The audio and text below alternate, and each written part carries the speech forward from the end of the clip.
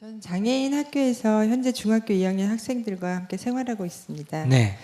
저희 반 중에 그중 1급 내병변 1급 장애아를 처음 대했을 때 처음에 너무 가여운 마음이 모든 걸 다 해줘야 된다는 생각에 다 모든 걸 다 해줬었는데 시간이 지나면서 이제 제가 자기 손으로 과자라도 집어 먹는 수준까지 했으면 좋겠다 그런 마음이 들어서 이제 그렇게 계속 똑같이 반복하고 하는 그 와중에 그 학생은 너무 힘들고 귀찮고 하면 안 하려고 하고 하려는 의지도 없고 이제 그렇게 커왔기 때문에 그렇게 하는 의지가 아예 인지도 있고 똑똑하고 대화도 통하는데 하려는 의지가 아예 없습니다. 그래서 제가 그때 이런 학생을 그냥 다 뜻을 받아주고 제가 모든 걸 다 도와줘야 되는지 아니면 조금 갈등이 있더라도 반복적으로 제가 계속 해야 하는지 그런 생각을 하면서 혼란스러움을 가지면서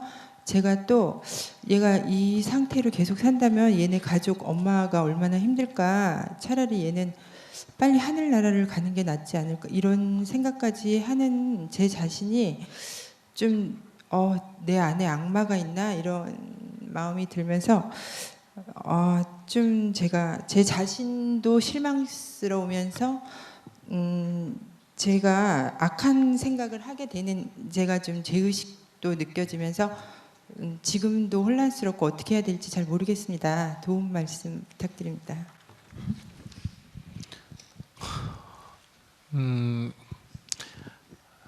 왜 그 장애인 중에 두 손이 없어가지고 발로 글을 배워가 글을 쓰면서 국제회의까지 하는 그런 분 보셨어요? 안 보셨어요? 네, 봤습니다. 요새 보셨죠? 네. 또 언젠가 그 힐링 캠프에 나왔었던 분, 두 팔, 두 발이 다 없는 분도 아주 대중을 행복하게 하는 강연을 하고 있지 않습니까? 네. 그죠? 그럼 그렇게 되려면 그 부모가 자식을 낳았을 때 아이고 이렇게 인상 쓰면 내가 전생에 무슨 죄를 져 이런 자식을 낳았나, 하나님은 왜 나한테 이런 시험을 하시나, 이렇게 생각하면 그런 자식이 안 됩니다. 그때 그 엄마는 아마 틀림없이 이랬을 거예요. 주여 감사합니다. 나에게 이런 주의 사랑을 실천할 복을 주셔서, 기회를 주셔서 감사합니다. 이렇게 아주 건강한 정신으로 키웠기 때문에 그 자식은 비록 육체는 장애지만 정신이 굉장히 건강한 거거든요. 그러니까 오히려 여기 수많은 육신이 멀쩡한 사람들이 죽겠다 살겠다 하는데 그 사람은 두 팔 두 다리가 없는데도 한 번 누웠다가 일어나는데도 엄청난 과정을 거쳐서 일어나는 그런 상태도 행복하고 사람들에게 용기를 주고 그러잖아요. 남의 도움을 받기보다는 남에게 도움을 주고 살지 않습니까? 비록 몸은 불편해가 도움은 받지만 실제로는 세상에 이익을 주고 사는 거란 말이에요. 그렇기 때문에 우리가 그 육신이나 정신적인 장애를 보고 내쳐서는 안 된다. 또 반대로 무조건 불쌍하게 생각해서만 안 된다. 불쌍하게 생각해서 뭐든지 다 해줘버리면 그 아이는 영원히 장애가 됩니다. 아무것도 할 수가 없어. 그렇기 때문에 이게 어릴 때, 나이 들면 안 돼요. 어릴 때는 그에 맞게, 장애면 장애에 맞게 할 수 있도록 기회를 줘야 된다. 내가 귀찮아가지고 아이에게 변화의 기회를 줘야 된다. 그런데 아주 조기에 이걸 시작해야 돼요. 근데 이미 너무 클 때까지 이게 습관이 들어가 다 해줘 버리는데 나중에 갑자기 바꾸려면 어때요? 여기 지금 바꾸기 다 어렵다 그러잖아.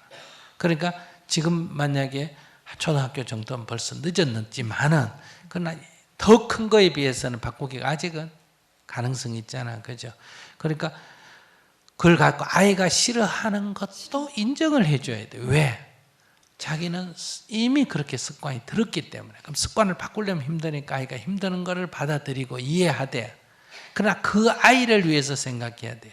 그래도 연습을 하는 게 좋겠다 하면 계속 연습을 해야 되고, 이 아이에게는 이렇게 하는 건 약간 무리다 생각하면 어때요? 그냥 돌봐줘야 되고. 그러니까 그거를 항상 두 개, 귀찮으니까 해줘 버린다. 그 다음에 또 불쌍하니까 또 하게 한다. 이렇게 왔다 갔다 하면 안 돼. 불쌍한 생각도 내지 말고 왜 불쌍해요? 자기는 그 나름대로 살아가는데 우리가 토끼를 보고 불쌍하게 하고 개를 보고 불쌍하게 여겨요? 그냥 귀엽다 그러지. 그런데 왜 우리는 정형, 기본형이 아니라고 왜 그걸 불쌍하다고 생각하는 얘기예요? 그래도 그 사람이 장애라도 인지 능력이 어때요? 토끼보다 나아야 안 나아요? 낫잖아. 그러기 때문에 그냥 그 아이가 조금 더 할 수 있는 일이 있으면 기회를 주는 게 좋다. 무슨 말인지 아시겠어요? 그 기회를 제공하는데 내가 어려우면 스스로 선생으로서 감수를 해야 돼요. 왜? 나는 월급 받잖아. 자기가 최소한도 뭐는 해야 된다? 밥값은 해야 되잖아. 근데 거기 있는 모든 아이들을 자기는 훈련시킬 만한 그런 역량은 안 돼.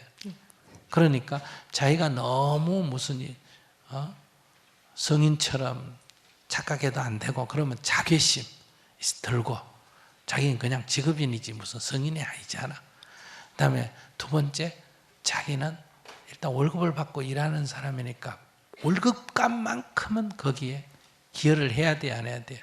해야 돼. 그러니까 그 두 가지를 벗어나야 돼. 그러니까 월급을 받고 월급값을 안 했는 사람은 직업윤리에 어긋나는 사람이고, 자기가 무슨 성인도 아닌 게 성인인 척하고 무슨 내가 죄를 짓는다 이렇게 생각하는 것도 잘못된, 자기가 지금 왔다 갔다 하는 거 얘기를 들어보면, 그러니까 이쪽도 가지 말고 이쪽도 가지 말고 자기는 장애인 선생으로서 장애인에게 도움을 주는 하나의 직업인이기 때문에 최소한도 무슨 값은 해야 된다? 월급값은 해야 된다. 또 자기는 그런 자기의 역할을 해주고 먹고 사는 사람이기 때문에 그렇게 무슨 뭐 불쌍하게 여기고 그런 거 별로 좋은 거 아니야. 의사가 환자를 불쌍하게 여기는 게 좋아요? 환자를 잘 치료해 주는 게 좋아요? 잘 치료해 주는 게 좋지.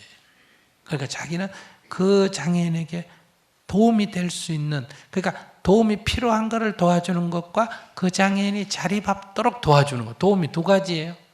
당장 필요한 것을 도와주는 것과 그 아이가 자립할 수 있도록, 조금이라도 자립할 수 있도록 훈련시켜주는 두 가지 역할을 생각하고 거기에 충실하는 게 좋다, 이런.